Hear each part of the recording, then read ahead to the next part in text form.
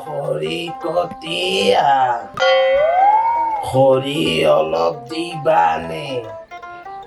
ঠাণ্ডা দিন পৰিছে ঠাণ্ডা মোৰ লাগিছে এটা খা আৰে গাই